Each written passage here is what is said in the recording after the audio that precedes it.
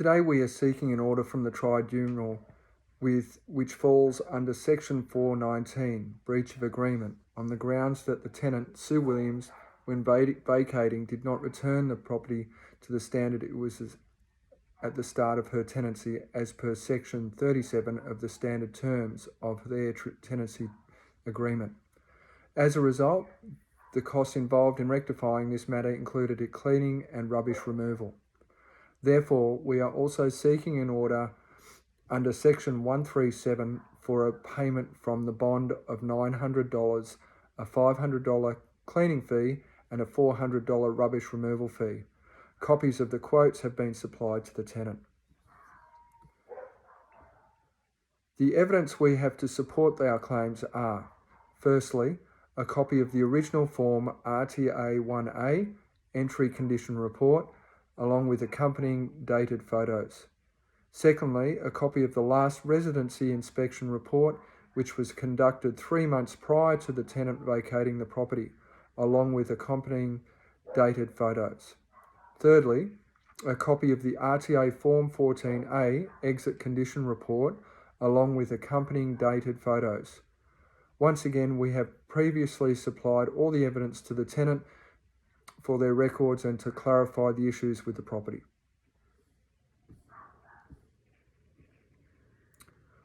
On page 5 of the General Tenancy Agreement, under Standard Term 26, it clearly states that the tenant has an obligation to keep the property clean and to restore it to the same standard as when the tenancy began.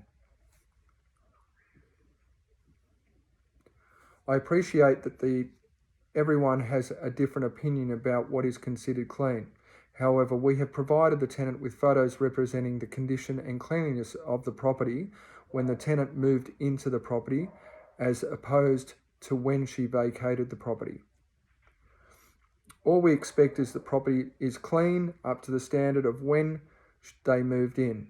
The photos provided to the tenant clearly shows the discrepancy in cleanliness and issues regarding the property. For example, the kitchen photos on move-in show a kitchen which is clean. However, the photos of vacation show a kitchen that hasn't been cleaned.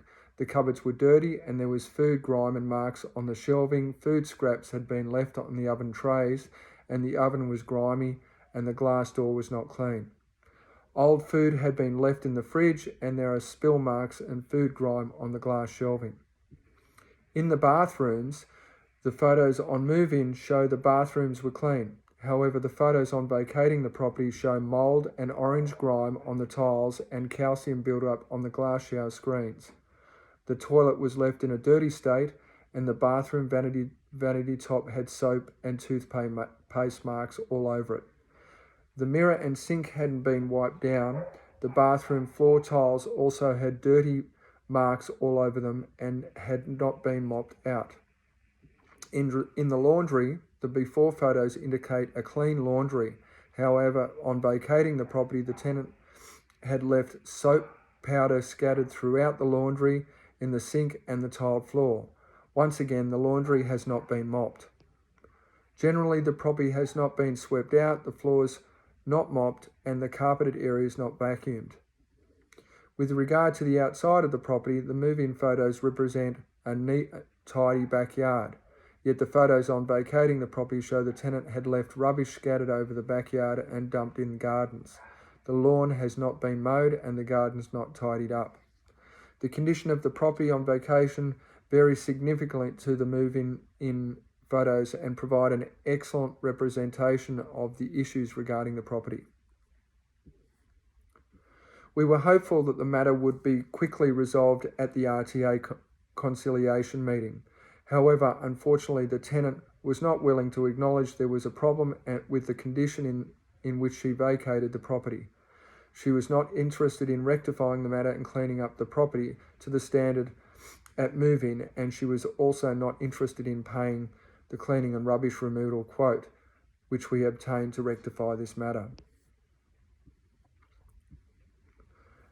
Unfortunately, the tenant has not been prepared to work with us, which was very disappointing. We have offered the tenant the opportunity to clean up the property herself, which she has declined. We have provided photos to clearly indicate what needs to be done to the property, and we have obtained quotes for the work to be done. Yet the tenant is not interested in paying for the work to be done to the property.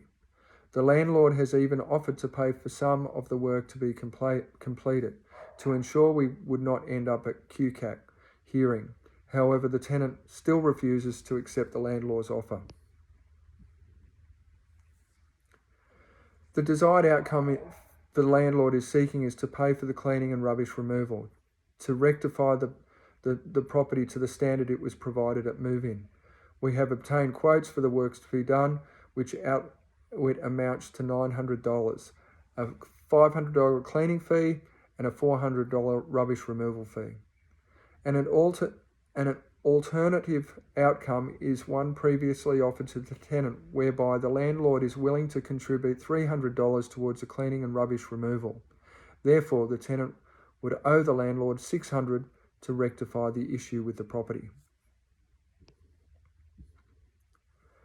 We believe the quotes we obtained for the work to be done are very reasonable.